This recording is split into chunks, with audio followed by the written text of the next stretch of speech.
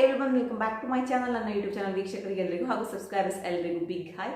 ಹಾಗೆಯೇ ಫಿಶ್ ಅಂದರೆ ಯಾರಿಗೆ ಇಷ್ಟ ಆಗಲ್ಲ, ಆಲ್ಮೋಸ್ಟ್ ಆಗಿ ಎಲ್ಲರಿಗೂ ಇಷ್ಟ ಆಗುತ್ತೆ. ಚಿಕನ್ಗೆಲ್ಲ ಹೋಲಿಸಿದ್ರೆ ಫಿಶ್ ತುಂಬಾನೇ ಒಳ್ಳೆಯದು ಹೆಲ್ತಿಗೆ. ಹಾಗೆ ನಾವಿವತ್ತು ತುಂಬ ಕಡಿಮೆ ಅವಧಿಯಲ್ಲಿ ಕ್ವಿಕ್ ಆಗಿ ಮಾಡ್ಕೋಬಹುದು ಫಿಶ್ ಸಾಂಬಾರ್ ಅಂದರೆ ಬಂಗಡಿ ಮೀನು ಸಾಂಬಾರನ್ನು ಯಾವ ರೀತಿ ಮಾಡೋದು ಅಂತ ನೋಡ್ಕೊಂಬರೋಣ. ಮಸಾಲೆಯನ್ನು ರೆಡಿ ಮಾಡ್ಕೊಳ್ಳೋಕ್ಕೆ ಅರ್ಧ ತೆಂಗಿನಕಾಯನ್ನು ತುರಿದಿಟ್ಕೊಂಡಿದ್ದೀನಿ. ಇದಕ್ಕೆ ನಾನು ಇವಾಗ 10 ರಿಂದ 15 ಆಗುವಷ್ಟು ಒಣಮೆಣಸನ್ನು ಹಾಕೊಳ್ತಾ ಇದ್ದೀನಿ. ನೆಕ್ಸ್ಟ್ ಇದಕ್ಕೆ 2 ಸ್ಪೂನ್ ಆಗುವಷ್ಟು ಕೊತ್ತಂಬರಿ ಬೀಜ. ನಾವು ಇದಕ್ಕೆ ಹಾಕೋ ಯಾವ ಇಂಗ್ರೀಡಿಯೆಂಟ್ಸನ್ನು ಹುರಿಯೋ ಹಾಗಿಲ್ಲ, ಸೊ ಹಾಗೆಯೇ ಮಾಡಬೇಕು, ಡಿಫ್ರೆಂಟಾಗಿ ಟೇಸ್ಟ್ ಬರುತ್ತೆ. ನೆಕ್ಸ್ಟ್ ಇದಕ್ಕೆ 8 ರಿಂದ 9 ಆಗುವಷ್ಟು ನಾನು ಮೆಂತೆಕಾಳನ್ನು ಸೇರಿಸ್ತಾ ಇದ್ದೀನಿ. ಹಾಗೆಯೇ ಚಿಕ್ಕ ಸ್ಪೂನಲ್ಲಿ 1 ಸ್ಪೂನ್ ಆಗುವಷ್ಟು ಬಡೆ ಸೊಪ್ಪು ಅಂದರೆ ಸೋಂಪನ್ನು ಹಾಕೊಳ್ತಾ ಇದ್ದೀನಿ. ಆಮೇಲೆ 10 ರಿಂದ 15 ಆಗುವಷ್ಟು ಪೆಪ್ಪರ್ ಕಾಳು, ಚಿಕ್ಕ ಸ್ಪೂನಲ್ಲಿ 1 ಸ್ಪೂನ್ ಆಗುವಷ್ಟು ಜೀರಿಗೆ, 1 ಸ್ಪೂನ್ ಆಗುವಷ್ಟು ಅಜ್ವಾಯಿನ, ನೆಕ್ಸ್ಟ್ 1 ಸ್ಪೂನ್ ಆಗುವಷ್ಟು ಅರಿಶಿನ ಪೌಡರ್. ನೆಕ್ಸ್ಟ್ ನಾನು ಇದಕ್ಕೆ ಹುಣಸೆ ಹಣ್ಣನ್ನು ಸೇರಿಸ್ಕೊಳ್ತಾ ಇದ್ದೀನಿ. ನಿಮ್ಮ ಹತ್ರ ಯಾವ ಹುಳಿ ಇದೆ ನೀವು ಅದನ್ನೇ ಹಾಕೋಬೋದು. ನೆಕ್ಸ್ಟ್ ನಾನು ಇದಕ್ಕೆ ಜುಮ್ಮನಕಾಯಿನ ಹಾಕೊಳ್ತಾ ಇದ್ದೀನಿ. ಇದು ಆಲ್ಮೋಸ್ಟ್ ಆಗಿ ಕೆಲವೊಬ್ಬರಿಗೆ ಗೊತ್ತಿರುತ್ತೆ, ಬಟ್ ಕೆಲವೊಬ್ಬರಿಗೆ ಗೊತ್ತಿರಲ್ಲ. ಬಟ್ ಇದು ಆಪ್ಷನಲ್, ಹಾಕೊಂಡ್ರೆ ತುಂಬ ಟೇಸ್ಟಾಗಿ ಬರುತ್ತೆ, ಬಂಗಡಿ ಫಿಶ್ ಇರ್ಬೋದು ಅಥವಾ ತೋರಿ ಫಿಶ್ಗೆಲ್ಲ.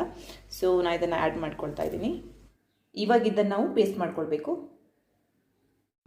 ನಾನು ಜಿಂಜರ್ ಗಾರ್ಲಿಕನ್ನು ಹಾಕೋದನ್ನು ಮರ್ತಿದ್ದೆ, ಸೊ ಇವಾಗ ಆ್ಯಡ್ ಮಾಡ್ತಾ ಇದ್ದೀನಿ. ನಾನ್ ವೆಜ್ ಪದಾರ್ಥಕ್ಕೆ ಜಿಂಜರ್ ಗಾರ್ಲಿಕ್ ಇಲ್ಲ ಅಂದರೆ ಟೇಸ್ಟ್ ಆಗಲ್ಲ, ಸೊ ಆ್ಯಡ್ ಮಾಡ್ತಿದ್ದೀನಿ.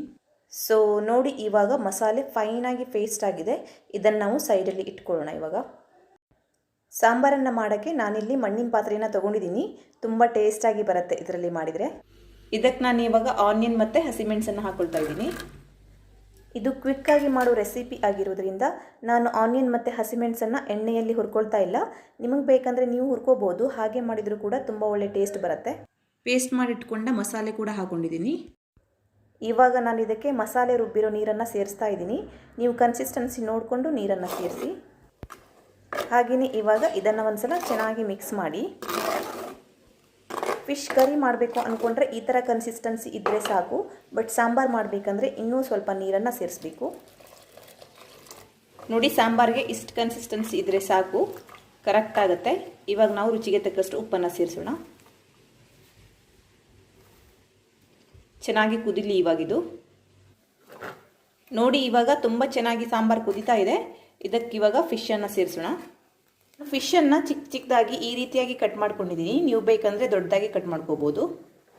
ಇದಕ್ಕೆ ಇವಾಗ ಫಿಶನ್ನು ಸೇರಿಸೋಣ.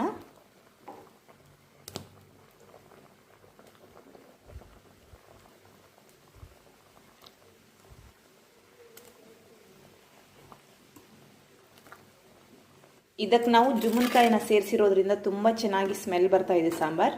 ಸೊ ಇದು ಇವಾಗ 4 to 5 ಮಿನಿಟ್ಸ್ ಕುದಿಲಿ ಸಾಕು. ಇದು ಬೇಗ ಬೇಯುತ್ತೆ ಮೀನು, ಜಾಸ್ತಿ ಟೈಮ್ ಕುದಿಯೋದು ಬೇಡ. 5 ಮಿನಿಟ್ಸ್ ಆಗಿದೆ, ಓಪನ್ ಮಾಡೋಣ. ನೋಡಿ, ತುಂಬ ಚೆನ್ನಾಗಿ ಕುದೀತಾ ಇದೆ ಸಾಂಬಾರ್. ಇದು ಸ್ವಲ್ಪ ಮೆತ್ತಗಿರೋದ್ರಿಂದ ಮೀನು ಸ್ವಲ್ಪ ಸ್ಲೋ ಆಗಿ ತೆಗಿಬೇಕು. ನೋಡಿ, ಕರೆಕ್ಟಾಗಿ ಬೇಯ್ದಿದೆ ಇದು. ಇವಾಗ ಇದಕ್ಕೆ ನಾನು ಕೊತ್ತಂಬರಿ ಸೊಪ್ಪನ್ನು ಆ್ಯಡ್ ಮಾಡ್ತಾ ಇದ್ದೀನಿ.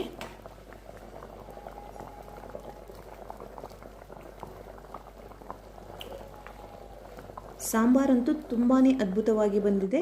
ಕಡಿಮೆ ಸಮಯದಲ್ಲಿ ನಾವು ತುಂಬ ರುಚಿಕರವಾಗಿ ಈ ರೀತಿಯಾಗಿ ಸಾಂಬಾರನ್ನು ಮಾಡ್ಕೋಬೋದು. ನೀವು ಇದಕ್ಕೆ ಯಾವುದೇ ಬೇರೆ ಫಿಶನ್ನು ಕೂಡ ಸೇರಿಸ್ಬೋದು. ಉಪ್ಪು, ಖಾರ, ಹುಳಿ ಕೂಡ ಕರೆಕ್ಟಾದ ಕನ್ಸಿಸ್ಟೆನ್ಸಿಯಲ್ಲಿ ಬಂದಿದೆ. ನೋಡಿ, ಇವಾಗ ಡೆಲಿಷಿಯಸ್ ಆಗಿರೋ ಬಂಗಡಿ ಸಾಂಬಾರು ರೆಡಿಯಾಗಿದೆ. ಸೊ ನೀವು ಕೂಡ ಟ್ರೈ ಮಾಡಿ ನೋಡಿ ಇದನ್ನು. ಹಾಗೆಯೇ ನೀವು ಮಾಡಿದ್ದು ಹೇಗಾಯಿತು ಅಂತ ಕಮೆಂಟ್ ಬಾಕ್ಸಲ್ಲಿ ತಿಳಿಸಿ. ಸೊ ನೋಡಿದ್ರಲ್ವ ಯಾವ ರೀತಿಯಾಗಿ ಕ್ವಿಕ್ಕಾಗಿ ನಾವು ಸುಲಭವಾಗಿ ಹಾಗೆಯೇ ಟೇಸ್ಟಿಯಾಗಿ ಮಾಡ್ಕೋಬೋದು ಅಂತ. ಸೊ ನೀವು ಕೂಡ ಟ್ರೈ ಮಾಡಿ ನೋಡಿ, ಹೇಗಾಯಿತು ಅಂತ ಕಮೆಂಟ್ ಬಾಕ್ಸಲ್ಲಿ ತಿಳಿಸಿ. ಇವತ್ತಿನ ವಿಡಿಯೋ ಇಷ್ಟ ಆದರೆ ಪ್ಲೀಸ್ ಒಂದು ಲೈಕ್ ಕೊಡಿ. ಹಾಗೆಯೇ ಯಾರ್ಯಾರು ನನ್ನ ಚಾನಲನ್ನು ಸಬ್ಸ್ಕ್ರೈಬ್ ಮಾಡದೆ ನೋಡ್ತಾ ಇದ್ದೀರಾ, ದಯವಿಟ್ಟು ಸಬ್ಸ್ಕ್ರೈಬ್ ಮಾಡಿ ನೋಡಿ.